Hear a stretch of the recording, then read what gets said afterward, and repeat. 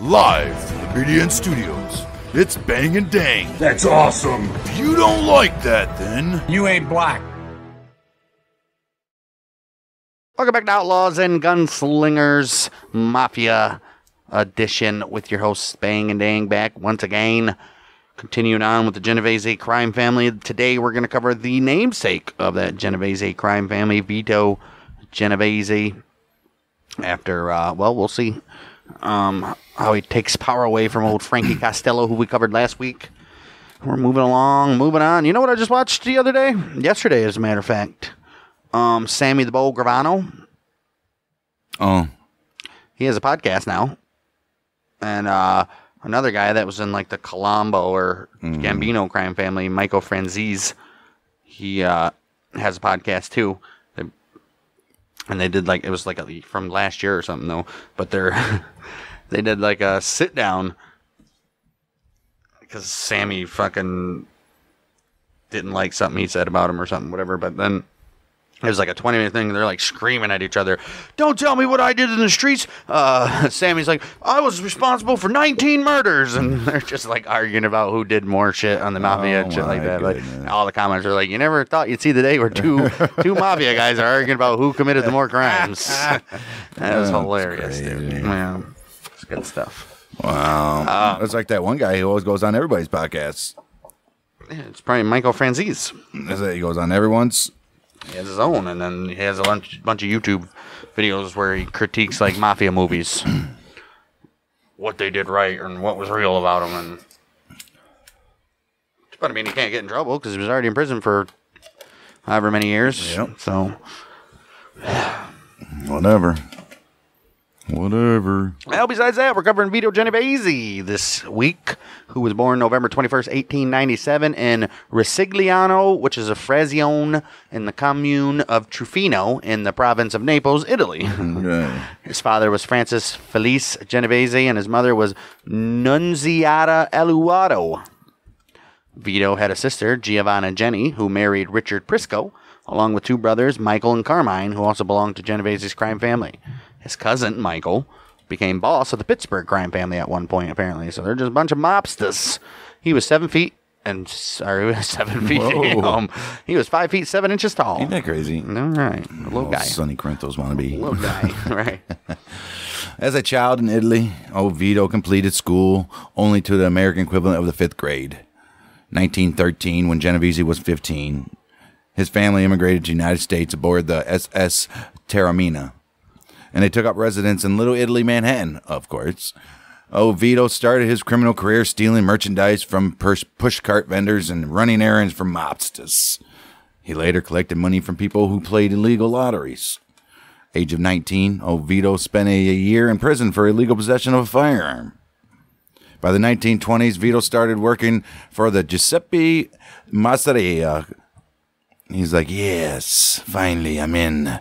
And we all know he is the boss of the Manhattan gang that would evolve into the family he would eventually lead. Yes, sir, it did. Well, Lucky Luciano and his close associates started working for gambler Arnold the Brain Rothstein, who immediately saw the potential windfall from Prohibition and educated Luciano on running bootleg alcohol as a business.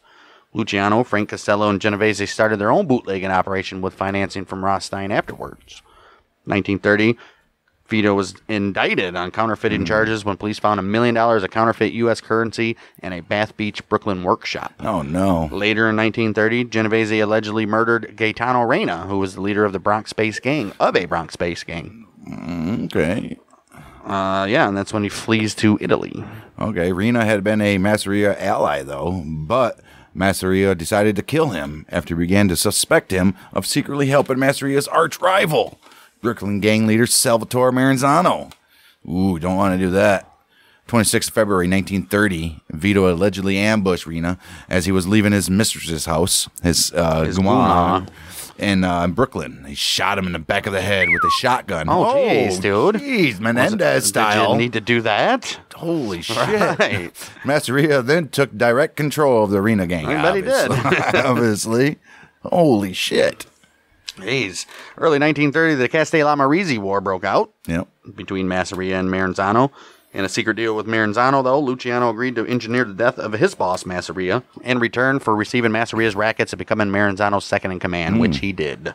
April 15, 1931, Luciano had lured Masseria to a meeting where he was murdered at a restaurant called Nuovo Villa Tamaro on Coney Island. Which we've done. Yep, they played cards. Luciano excused himself to the bathroom, and that's when Genovese, Albert Anastasia, Joe Adonis, and Bugsy Siegel broke in, shot them all up, and Ciro, the Artichoke King, Terranova drove the getaway car, but Yeah, as we know, legend has it, he was too shaken up and had to be pushed out of the driver's seat by Siegel. Luciano then took over Masseria's family with Genovese as his underboss. Yeah, and Maranzano didn't take into account what Luciano was made of. Because September 1931, Luciano and Vito planned the murder of Maranzano. Luciano had received word that Maranzano was planning to kill him and Vito, and prepared a hit team to kill Maranzano first. He was like, oh, screw that. September 10th, 1931, when Maranzano summoned Luciano, Vito, and Frank Costello to a meeting at his office, they knew Maranzano would kill them there. They're like, oh, we're all going to die if we don't do this first. And they're like, all right, here's what we're going to do. Lucky says, I'm going to send Maranzano's office 4 Jewish gangsters whose faces were unknown to Maranzano's people, because they're like, if we go up there, they're already going to know. Right.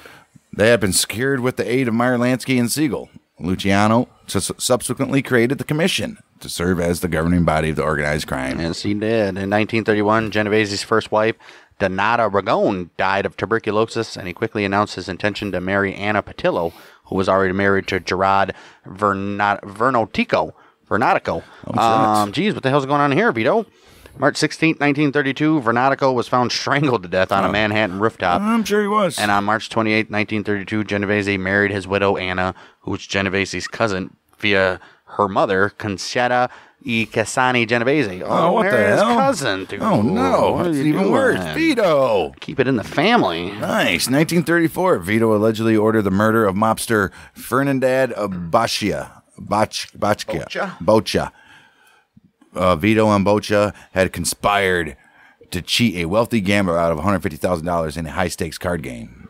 After that very game, Fernandad demanded a share of the $35,000 because a share of $35,000 because he had introduced the victim to Vito. It's a finder's fee, man. Right. Rather than pay Fernandad, Genovese decided to have him killed.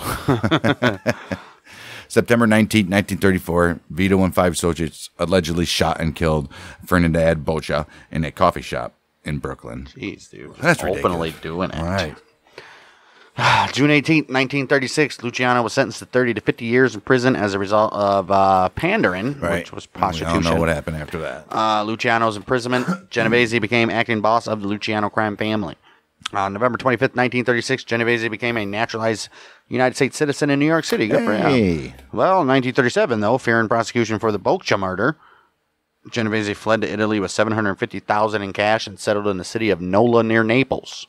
With his departure, Costello became the acting boss. That's when... You don't like that. Right. After bribing some fascist party members, Genovese became a friend of Genovese Ciano, Benito Mussolini's son-in-law. Oh, jeez. It is believed that Vito provided Ciano with cocaine, obviously. Vito donated nearly $4 million to Mussolini's fascist party by the end of World War II. Oh, jeez. I thought nobody liked Mussolini. He was also awarded the Order of Saints, Maurice and Lazarus, and he was made a commendador after he participated in helping create a new fascist party headquarters in Nola. Wow. 1943, Vito allegedly ordered the murder of Carlo Tresca, the publisher of an anarchist newspaper in New York. And he was also an enemy of Mussolini. So look at this dude. Oh, wow. And this is during World War II. Freaking communists. Meanwhile, Lucky's helping. Isn't that crazy? Lucky's helping the United States military. And now this guy's teaming with... Oh, my. Wow. Wow. Genovese allegedly facilitated the murder as a favor to the Italian government. Oh, of course he did. Right. January 11, 1943, a gunman shot and killed Tresca outside his newspaper office in Manhattan. Damn. Shooter was later alleged to be Carmine Galante, which was a member of the Bonanno crime family. No one was ever charged in that murder, though. Of course. When the Allies invaded Italy in September 1943, Genovese switched sides and quickly offered his services to the U.S. Army. I bet he did. Dude. I bet he did. Former New York Governor Charles Paletti then attached to the U.S. Army, accepted a 1938 Packard sedan as a personal gift from Genovese. Wait, isn't that Pelosi's grandpa? Paletti? What's Pelosi's maiden name? De Alessandro. One of her grandpas was like a mobster governor or something like that for New York or somewhere. Relatives is Thomas D'Alessandro III, who was her brother. Was a bro. And he was an attorney and politician who served as the 44th mayor of Baltimore. Member of the Democrats. He was president of the Baltimore City Council. In 71. Yeah, and he was one of them. Baltimore, I'm sure he had some ties. He is Italian. And his father. Oh, wow. Right. Dirty dogs. Right. Genovese then was appointed to a position of interpreter/liaison officer in U.S. Army headquarters in Naples and quickly became one of Allied military government for occupied territories' most trusted employees. Paletti and the entire AMGOT department were completely unaware of his history. Well, of course they were. Jeez. How were they? They weren't. He has a freaking murder charge. Well, Vito established one of the largest black market operations in southern Italy. Together with the Italian gangster Caligrio Vizzini, Vizzini sent truck caravans loaded with all the basic food commodities necessary for the Italian diet rolling northward to hungry Naples. That's cool. Where their cargoes were distributed by Vito's organization. So he sent food up there and let Vito do what he does with it. Probably sells it for godly amounts of money. Right. All of the trucks were issued passes and export papers by the AMGOT administration in Naples and Sicily. And some corrupt American Army officers even made contributions of gasoline and trucks to the operation. Okay. All right. According to Luke Manzelli, who was a lieutenant in the Carabinieri, which is, I think, the Italian police, he was assigned to follow Genovese during his time in Italy. He says truckloads of food supplies were shipped from Vizzini to Genovese, all accompanied by the proper documents, which had been certified by men in authority, mafia members in the service of Vizzini and Genovese. Right. Summer of 1944 in New York, Genovese was implicated in the Boccia murder by mobster Ernest the Hawk Rapolo, who was a former Genovese associate. Oh, no. Facing a murder conviction, Rapolo had decided to become a government witness. Oh, I'm sure he did. Usually do. Well, okay, that makes sense. Because he hooked up with the American Army before the murder thing, so they probably wouldn't have. All right. Right. August 27, 1944, United States military police arrested Vito in Italy during an investigation into his running of a black market ring. It was also revealed that Vito had been stealing trucks, flour, and sugar from the Army. Dude, come on. Wow. When Agent Orange Dickey... Oh, no. Agent Orange? Agent Orange Dickey. Wow. When Agent Orange Dickey of the Criminal Investigation Division examined Vito's background, he discovered that Vito was a fugitive wanted for the 1934 death of Boccia. However, there was seemingly little interest from the Army or the federal government in pursuing Vito. They're like, he's small chickens. Right. Well, after months of frustration, Dickey was finally able to make preparations to ship Genovese back to New York to face trial, but came under increasing pressure. Genovese personally offered Dickey a $250,000 bribe to release him. $250,000 bribe to release him, and then threatened Dickey when the offer was refused. Dickey was even instructed by his superiors in the military chain of command to refrain from pursuing him, but refused to be dissuaded. That's how you get killed, Orange Dickey. June 2nd, 1945, after arriving in New York by ship the day before, Vito was arraigned on Moida charges from 1934 killing in Boccia. He pled not guilty, obviously. June 10th, 1946, another prosecution witness, Jerry Esposito, was found shot to death beside a road in Norwood, New Jersey. Earlier, another witness named Peter La Tempa, he was found Moida in a cell where he had been held in protective custody. Oh, jeez. Without anyone to corroborate Rapolo's testimony, the government's case collapsed. Charges against Vito were dismissed on the 10th of June, 1946. Wow, sounds like a certain Clinton family. Right. And now Costello's like, shit. Oh, man. In making his decision for dismissing the case, Judge Samuel Lebowitz commented, "I cannot speak for the jury, but I believe that if there were even a shred of corroborated evidence, you would have been condemned to the chair." He knows it. He can't do anything about it. Well, with his release from custody in 1946, Vito was able to rejoin the Luciano family in New York. However, neither Costello nor his underboss, Willie Moretti, was willing to return power to him. 1946, Lancey called a meeting of the heads of the major crime families in Havana, which we did an episode on. The 3 topics which would come under discussion were the heroin trade. We did a deep dive into that. Cuban gambling and what to do about Bugsy. And we know what happened to him. Yeah. And then this is where Luciano and him got into a fight. Luciano messed him up. Oh. Said, you tell anybody about this, I'll kill you. Right. The conference took place at the Hotel Nacional de Cuba. Lasted a little more than a week. December 20th, during the conference, Luciano had a private meeting with Genovese in Luciano's hotel suite. Unlike Costello, Lucky Luciano had never trusted Vito. In this very meeting, Vito tried to convince Lucky to become a titular boss of bosses and let Vito run everything. He's like, dude, just let me run everything. But said, you can have the boss and name. Right. Just let me be the guy that runs the shit. Luciano calmly rejected Genovese. He's like, Vito, no. Hey, bud, that's not the plan. Were you just not out there when we just talked about the table? You know, everybody just gets a word and we all have the same amount of water in our cups. Well, he's like, dude, said what he right. He's like, says to he's like, there's no boss of bosses. I turn it down in front of everybody. If I ever change my mind, I will take that title and not you, Vito. But it won't be up to you. Right now, you work for me, and I ain't in the mood to retire. Don't you ever let me hear this again, or I'll lose my temper. Oh. And you don't want to hear Lucky say I'll lose my temper. Right. Well, Genovese was now just a capo of his former Greenwich Village crew. However, October 4th, 1951, Moretti was assassinated by order of the Mafia Commission.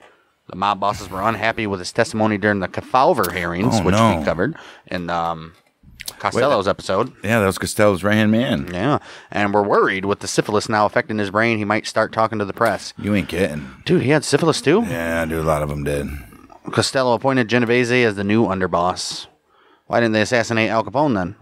Al was the man, that's why. Al Capone. 1952 in December, Anna Genovese sued her husband for financial support, and Look later... at Vito thought he was going to come in and be boss, and Costello's like, yeah, you can be my underboss. Right? Crazy. He's like, all right. I mean, Whatever. still. December 1952, Anna Genovese sued her husband for financial support and later divorced in 1953, as well as testifying to Vito's involvement in criminal rackets and unheard of action by the wife of a mob figure. Oh. What the hell you doing, Anna? Yeah, right. Die? Yeah, he probably beat her one too many times. Right. Or cheated on her one too many times. One of the two. I don't think they care about getting cheated on. Right. 2 years earlier, she had moved out of the family home in New Jersey. She asked the judge for $350 a week. Right. Where was she when this dude was in Italy for 7 years? There, I guess. Right. Vito filed a countersuit for divorce on the grounds of desertion. What? She didn't desert. She moved out. I guess, yeah, that's true. According to Anna Genovese, Vito Genovese ruled the Italian lottery in New York and New Jersey. There's an Italian lottery. Oh, yeah, the illegal lottery. He brought in over $1 million per year. Imagine, dude, you're such a big organization where you can bypass the state lottery and have enough people Have your own put lottery. into your own lottery. Dude. And he also owned 4 Greenwich Village nightclubs, a dog track in Virginia, and some other legitimate businesses. Probably like meat shops and stupid shit like that. Right, a deli or something. Or a dry cleaner. You know, you got to keep your suits clean. Might as well own one. I don't think the Italians own dry cleaning, man. That's the Chinese. All these claims were dismissed in the New Jersey Superior Court, the Appellate Division, in 1954. I'm like, I ain't hearing this. Right. Well, Not in good standing or whatever. earlier in 1953, though, Genovese allegedly ordered the murder of mobster Stephen Franz. Ooh. Yeah, he had tasked Franz with supervising Anna while he hid in Italy. Okay. Outraged over Anna's potential love affairs and her lawsuit against him, Vito ordered Joseph Valachi to set up Franz's murder. Okay. Jeez, dude, just because... He's messing with your wife? Well, your ex-wife? Well, he wasn't. He was allowing her to bang other dudes, apparently, though. And him, too. Probably. June 18th, 1953, Valachi lured Franz to his restaurant in the Bronx where Franz was strangled to death. When they say lure, it's like he's, come on. He's got like $100 bill or something. He's like, come on. Just say you asked him to come over. I mean, geez, dude. Franz was strangled to death at that restaurant by Pasquale Pagano and Fior Ciano, who was Valachi's nephew. Ooh, get him in the game, huh? You really want to get in the game? Right, you kill ready? This dude, yep. right. What do you mean kill him? Just do it. What? You just grab it and you just hold. Watch out, he's going to try to get your eyes. Right. During the mid-1950s, Vito decided to move against Costello. He sure did. He's still mad that he ain't the boss. However, Vito needed to also remove Costello's strong ally on the commission, which was Albert Anastasia, the boss of the Anastasia crime family. And that's not going to happen. Vito was soon conspiring with Carlo Gambino. Oh, but it will. Anastasia's underboss to remove Anastasia. Yeah, Gambino said, I want to, he's like, Gambino's like, I think I want to run a family too. Right, Genovese is like, we should both be running families. Right. Well, then we can call them the Gambino and Genovese crime families. Right. I mean, think about it. Anastasia. It sounds like a Disney movie. Right. Right. And what is it right now? It's still It's the Luciano crime family right now. Yeah, Luciano. Oh. Anyway, he's conspiring with Carlo Gambino. He's like, dude, we should be bosses. These old heads, get them out. They're not even old heads, though. Right. Early 1957, Vito decided the time to move. Imagine them using the phrase old heads in the 50s, too. Vito decided in 1957, he goes, guess what, guys? Frank Costello's got to go. Yup. Got to go. Vito ordered Vincent Gigante to murder Frank. And on the 2nd of May in 1957, Gigante shot and wounded Frank outside his apartment building. Although the wound was superficial, it persuaded Frank to relinquish power to Genovese and retire. He's like, all right, you got me. All you need to do is punch him in the nose. You have to try to kill him. Well, yeah, because they shot him in the head. Shot who? Remember? Shot who in the head? Costello. Grazed his head or some shit like that. That's why he was like, whoa, I definitely don't want this no more. Right. He's like, I'm done. A doorman identified Gigante as the gunman. However, in 1958, Costello testified that he was unable to recognize his assailant, which we said before. Because, I mean, everybody's getting what they want. And I respect, right? At least they still got to like each other. They had good times together. Well, they partied a lot. They robbed people a lot together. Right. Definitely murdered some people together. Right. They loaded each other's guns. I mean, come on. Right. Borrowed some bullets from each other once in a while, So, Gigante. Hey, Frankie, let me get a couple bullets. Hey, you still owe me 6 from last time. No, I'll get us a pie on the way home. Hell, okay. Gigante was like, yeah, but Maria's making the gabagool. It's making a gabagool. He's like, that's okay, man. Oh, shit. Gigante was acquitted on all charges. He sure was.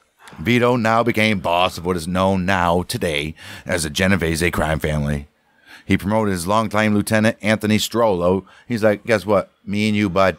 Me and you. We'll do this together. 1957, we're going to go buy yourself a 57 Bel Air and pimp it on town. Yeah, well. Vito and Gambino allegedly ordered Anastasia's murder, though, in 1957. Yes, they did. Genovese had heard rumors that Costello was conspiring with Anastasia to regain power. He said, that ain't happening. It's October 25th, I mean, it makes sense, right? Right. Costello would go to Anastasia. Costello, at this point, probably has a lot more friends that are backing him. But once you get rid of Anastasia... Vito. Yeah. Right. Once you get... then the younger guys start... October 25th, 1957, Anastasia arrived at the Park Central Hotel barbershop in Manhattan for a haircut and a shave. As Anastasia relaxed into the barber chair, two men walked in with their faces covered in scarves and shot and killed them. Jeez. Witnesses were unable to identify any of the gunmen, and competing theories exist today as to their identities. Nobody knows, huh? These barbershops and stuff got to be pissed. Like, why are you guys going to do this in my business, dude? Jeez. 1957 in November, immediately after Anastasia Moita taking control of the Luciano crime family from Costello, Vito wanted to legitimize his new power by holding a national Cosa Nostra meeting. It's not his new power. You're just a boss, a family boss. Yeah, but that family's the most powerful one right now. That's true. And still, to this day, I believe. And Lucky's allowing all this to happen. I don't think Lucky has a choice. He's in Italy.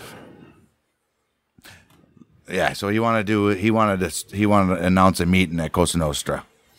Genovese selected Buffalo, New York boss commission member Stefano the Undertaker Magadino to organize the meeting. He in turn chose northeastern Pennsylvania crime boss Joseph Barbara and his underboss Russell Buffalino to oversee all arrangements for it. So now you guys do it. And this is going to become... Cuba was one of the topics of discussion, particularly the gambling and narcotics smuggling and the rest of the La Cosa Nostra on the island. Pretty sure this was the Appalachian meeting. Yeah, it has to be. The international narcotics trade was also an important topic on the agenda. The New York garment industry... Yeah, it was. Right. The New York garment industry interests and rackets such as loan sharking to the business owners and control of garment center trucking were other important topics on the agenda. They must have made a shit ton off of garments, huh? Dude, you know it. November 14th, 1957, powerful mafioso from the United States and Italy convened at Barbara's estate in Appalachian, New York. The meeting agenda included the resolution of open questions on illegal gambling and narcotics dealings, which we just said, particularly in the New York City area. We all know State Trooper Edgar Croswell had become aware that Barbara's son was reserving rooms in local hotels along with the delivery of a large quantity of meat from a local butcher to the Barbara home. She's about to make a hell of a meal. Right. Well, that made Croswell suspicious, as it would make any person suspicious. He therefore decided to keep an eye on Barbara's house. When the state police found many luxury cars parked at Barbara's house, they began taking down license plate numbers. Having found that many of these cars were registered to known criminals, the state police reinforcements came to the scene and began to set up roadblocks. When the mobsters discovered the police presence, they started fleeing, and they either by car or foot, however hell they can get out of there, right? And get out of here. Yeah, car or foot. Yeah, however.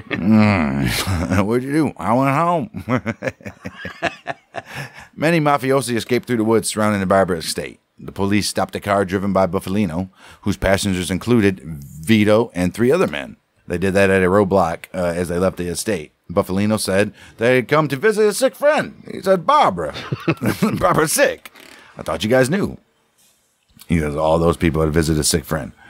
Genovese said he was there to barbecue. Like, I don't know, I heard they had a barbecue coming on too. Well, soon. One of them said they was going to try to do this new thing and barbecue some gabagool. And I was barbecuing and I was going to try to discuss business with the sick Barbara. Right. Police were like, all right, proceed. They let him go. They let him go. They were like, that sounds about right. June 2nd, 1958, Genovese testified under subpoena in the U.S. State McClellan hearings on organized crime. Really? He refused to answer any questions, citing the Fifth Amendment rights under the United States Constitution 150 separate times. He says, I plead the Fifth. I plead the Fifth 150. Yeah. Luciano allegedly helped pay part of $100,000 to a Puerto Rican drug dealer to falsely implicate Genovese in a drug deal. Oh. Really? July 7th, 1958, Genovese was indicted on charges of conspiring to import and sell narcotics. Yeah, Lucky was like, dude, this dude. Got to get him out of here. Yep, I can't be there to do it myself. Wow. The government star witness was Nelson Canalops, which was a Puerto Rican drug dealer who claimed Genovese met with him. April 4th, 1959, Vito was convicted in New York of conspiracy to violate federal narcotics laws. April 17th, 1959, Vito was sentenced 15 years in Atlanta Federal Penitentiary, where he tried to run his crime family from there. He was like, I can do it from here. I'm from Atlanta, bud. Right. In his book, Five Families, longtime New York Times organized crime reporter Selwyn Rabb, he wrote that a number of detectives, lawyers, and organized crime experts have questioned the legitimacy of Vito's conviction. Oh, shit. Yeah, he had to go, though. Obviously. He was a loose cannon. Well, for instance, a longtime NYPD detective Ralph Salerno argued that anyone who understands the protocol and installation procedures of the mafia would find it almost unbelievable that a crime boss would be directly involved in a drug operation. It's true. That's what I said already about this. September 1959, Genovese allegedly ordered the murder of mobster Anthony Carfano. Angered at the murder attempt on Costello, Carfano had skipped the Appalachian meeting in protest. In response, Genovese decided to murder him. Yes. September 25th, 1959, Carfano and a female companion were found shot to death in his Cadillac automobile on a residential street in Jackson Heights, Queens. April 8, 1962, Vito allegedly ordered the murder of Anthony Strollo. Dude, he's getting everybody. This is from prison. Right. After concluding that Strollo was part of the plot that put him in prison. April 8th, Strollo left his house to go for a walk. Never to be seen from again. Him and Hoffa are having fun right now. Bye. His body was never recovered. This dude's definitely swimming with the fishes. 1962, an alleged murder threat from Vito propelled mobster Joseph Vellecci into public spotlight. In June, Vito supposedly accused Vellecci, also imprisoned in Atlanta, of being an informer and gave Vellecci the kiss of death, basically saying this dude's a snitch, and everybody's like, oh, don't you be out in the yard. Shink, shink, shink, shink. Is that a song? Shink, shink, shink, shink. Shank, shank, shank. Shank, shank, shank. Shit. But Vito was right. Well, in July, Vellecci supposedly mistook another inmate for a mob hitman and murdered him. Well, what are you going to do? $100,000 bounty for Vellecci's death had been placed by Vito. Yeah. Jeez. Well, this dude's Vito needs to go. Well, after receiving a life sentence for that murder that just happened in prison, Vellecci decided to become a government witness. And we'll have a whole damn story on that guy. Yes, we will. August 24th, 1964, Ernest Rapolo's body was recovered from Jamaica Bay in Queens. We'll have his story, too. His killers had attached 2 concrete blocks to his legs and tied his hands. Oh, my. It was widely assumed that Genovese had ordered his murder for testifying against him in the 1944 Boca murder trial. I mean, what are you going to do? And that's where Genovese's run ends because he dies of a heart attack at the U.S. Medical Center for Federal Prisoners in Springfield, Missouri, February 14th, 1969. Supposedly. He is buried in St. John Cemetery in Middle Village, Queens. I mean, they all end the same. Either you're dead or in prison, right? Or you're dead both. in prison. You know? But yet, so many people continue to go down that road. Just like him and Costello, though. They both lived to... this dude was 70-something years old. Costello was like 82 when he died. So Costello was lucky that dude was a bad shot or his gun was dirty. Right. Because, yeah. He should have been dead. Right. That's why he was like, yep, I'm retiring. And they let him. That's all they had to do. Come in with force and be like, dude, I'm going to kill you now or just give it up to me. Like, all right, dude. I don't think that would have worked. Why not? It's the same thing what happened. Yeah, but when they actually tried to do it, what's he going to do? Nothing. Yeah, but... yeah, but I don't know, man. Sure, I guess, but it doesn't ever work like that, clearly. Yeah, right. Yep. There you go. That's Vito Genovese. I mean, a lot of this story obviously intertwined with episodes we've already done because obviously this is the beginning of the mob still. So lots of stuff is going to be the same here. And Vito, I get mixed feelings with this guy. He's stupid, but yet I'm going to do what I say what I do. But he's dumb. Why? Just everything he did was dumb. What was dumb? Everything. He's dirty. He was a dirty, loose cannon guy. How is he loose cannon? Oh, loose cannon. He was murdering everybody with no approval from anybody. That's what you do. He thought he was boss of all bosses, and he wasn't. Well, it kind of was. No, he wasn't at all. Not at all. Probably after Vito, we'll do... Because Strollo was acting boss for a few years while... Vito was in the pen, and then Thomas Aboli was also a front boss in the same years, and then Benny Squint Lombardo was a front boss before he came to main boss when Vito died. So we'll do one of those 4 or 3, definitely Lombardo at some point. I don't think Strollo has a long story though. Yeah, I might have to find something else on him. Maybe we'll do Strollo and Eboli in the same episode. Yeah, because. Yeah, nothing much on those guys. Obviously, they're not bigger guys like... I don't even think Lombardi has a... Lombardo. He's got less of a story than the other 2. Definitely going to have to go outsource this more than we're here. We got a lot of mob bosses coming up. Plus some street bosses. Plus some underbosses. Oh, definitely. Plus some consigliers. These guys are where all the stories are. Plus some... Right. Not some big scandals like some of the other families like the Gambinos and the Bonanos. Because this is more, they try to keep this more, to try to keep this like the the main one, so there has to be. Let the other ones go out and have fun. But we got a lot of more people to cover in this Genovese crime family, but we are far from finished with this because we got 4 more main families and about at least a dozen more other families running around the country, running wild right now. What you gonna do? That's going to do it for us and Vito Genovese. A reminder, this is the second week of our brand new show, according to Wikipedia, where... Just bear with us, guys, with the pronunciations. Fucking bear with us. Where? And that deserves a fucking... Sounds exactly what it is, according to Wikipedia. We take a look at a bunch of articles from Wikipedia, and according to them, we read it word for word, so you guys don't have to. Yeah, we might have to pick a different generator. Because, they're picking the stupidest out of stupidest. We're never going to get the good stuff. Oh, you don't need the good stuff. It's called, according to Wikipedia, random. What else you want? Good episodes. Not freaking USS Vienna. Yeah. Why do the things that everybody else has done? It's true. So go check us out on the Bang Dang Network, where you'll find the Battles of the American Civil War as well. And we'll see you next week for more of the Genovese crime family saga coming up here on the Multi Michiganders with Bang Dang.